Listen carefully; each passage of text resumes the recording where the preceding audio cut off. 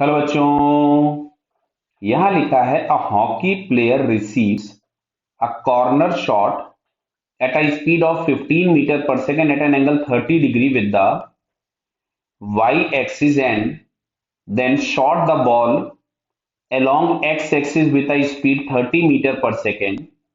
If the mass of ball is 150 gram, ठीक है, mass of the ball is 150 gram and remains in contact with the hockey for 0.01 second, the force exerted by the ball along x axis.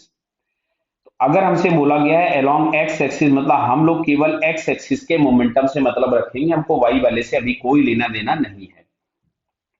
Initial velocity हमारे पास खुद भी दी गई थी, मान लेते हैं ये दिया गया इधर 15 मीटर पर सेकेंड, तो इसका इस डायरेक्शन में जो कंपोनेंट आएगा वो आपके पास आ गया 15 साइन 30। समझ में आ रहा है बेटा आप सभी लोगों को? क्योंकि ये वाला एंगल आपके पास 30 हो जाएगा, ये एंगल 30 दिया था, तो इधर आएगा कॉस कंपोनेंट, इधर आएगा साइन कंपोनेंट।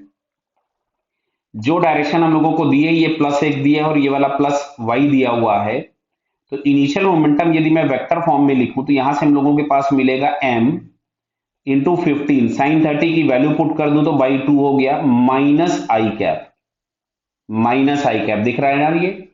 और फाइनल मोमेंटम हम लोगों के पास हो जाएगा m इंटू 30 प्लस आई कैप। क्यों? फाइनल डायरेक्शन ऑफ वेलोसिटी उसमें बोला गया है, उसने किधर की तरफ में उसको मार दिया, देखिए क्या लिखा हुआ है, एक्स एक्सिस। क्लियर है?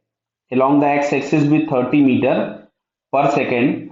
तो अब अगर हम यहां से डेल्टा p लिखेंगे तो जिसको हम लोग लिखेंगे final momentum minus initial momentum, तो ये आपके पास आ रहा था 30 m I cap minus 15 m/2 minus of I cap, तो माइनस माइनस प्लस हो गया, तो ये हम लोगों के पास मिल रहा है 60 प्लस 15, मतलब ये हमारे पास आ रहा है 75/2 m आई कैप। ये आ गया डेल्टा पी।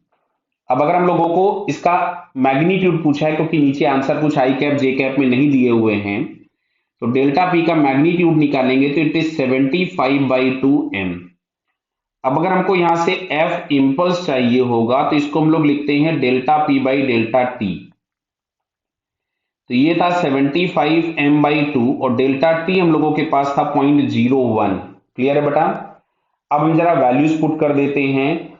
तो वैल्यूज में मास दिया हुआ था हम लोगों के पास, कितना दिया है mass? Receives a corner, mass is 150 grams. Clear है? तो मैं पहले m की वैल्यू पुट कर देता हूं, 75/2 इंटू 0.01 और मास दिया है 150 ग्राम्स। तो 150 ग्राम को हम लोगों ने यहाँ पे केजी में कन्वर्ट कर दिया, तो इस जीरो से ये जीरो हटा दिया, इससे ये दोनों जीरो हट गए।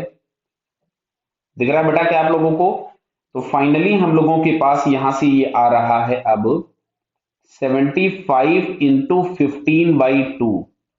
तो इसको अगर हम लोग सॉल्व करें तो इसकी वैल्यू आएगी आपके पास 562.5 न्यूटन्स। क्लियर है? आप इसको कैलकुलेट कर लीजिए चाहे। तो ये फाइनली हमको आंसर दिखता है थर्ड वाले में। Clear? So it's third answer is correct.